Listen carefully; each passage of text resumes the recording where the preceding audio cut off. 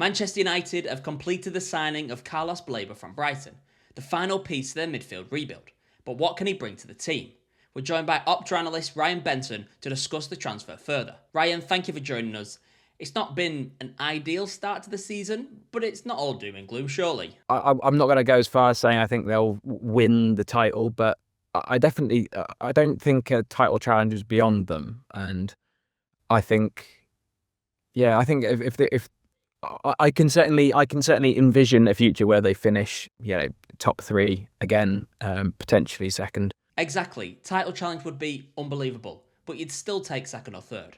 A man that could help them do that, Carlos Baleba, would you say he's the final piece of this Manchester United midfield? I think most United fans would have said 3 central midfielders and one needed to be of a kind of a particular physical profile, and Baleba ticks a lot of those boxes. And that was obviously before Manuel Ugarte was ruled out essentially for most of the season.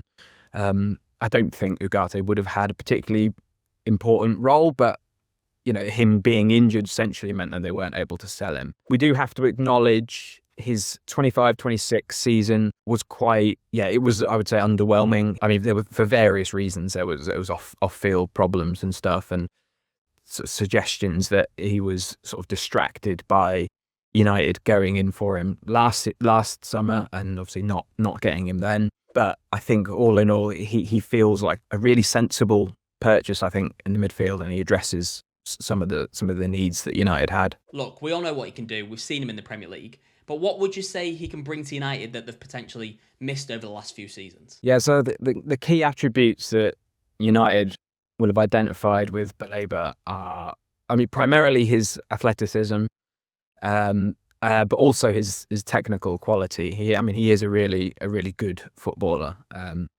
think in terms of his athleticism, he isn't the tallest player, but he's extremely strong, and he's got a really good turn of pace. He's not a slouch at all. So going back to his really good season, 24-25, he was among the top 10 fastest central midfielders in the Premier League that season in terms of the top speed that he hit. So yeah, theoretically, things should look a bit different to sort of the days of seeing Casemiro looking exposed sort of by himself in midfield there, which I think will be that'll be a nice change of pace, I think, for most fans. But then in terms of Baleba's technical quality as well, he's a really good ball carrier. In 24-25, he averaged 2.9 progressive carries that took the ball at least 10 metres up the pitch. And that he put him in the top 4 among sort of his positional peers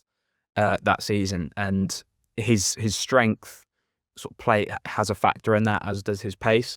So all round, it's he's a really interesting player. He's fun to watch, but he should offer quite a lot to United, both in and out of possession. Would you say United now have the depth of midfield to compete across multiple competitions? Yeah, as long as they don't have a really bad injury crisis, then yeah, probably. Santos, Tielemans, Mainoo, Baleba, they've all got a lot of quality to them, and there's quite a broad range of attributes sort of there. So the collective standard among that lot is pretty high. And then you've also got to remember that, Bruno Fernandes can play in a deeper role if he needs to. He played in that role under Ruben Amorim last season. So I think, yeah, anything barring the worst injury crisis, it feels like they're pretty well set there. A tough one for you. Everyone fit. Who do you think will be the starting pair? I'm going to sit on the fence a little bit here. I think it'll partly depend on who they're playing, what Carrick wants to achieve. In the longer term, my guess is that Baleba and Mainoo would be the go-to pairing, just because their respective strengths complement each other the most, if you know what I mean. So I see that pair as sort of the kind of the ideal ones going sort of in the long term, sort of beyond this season.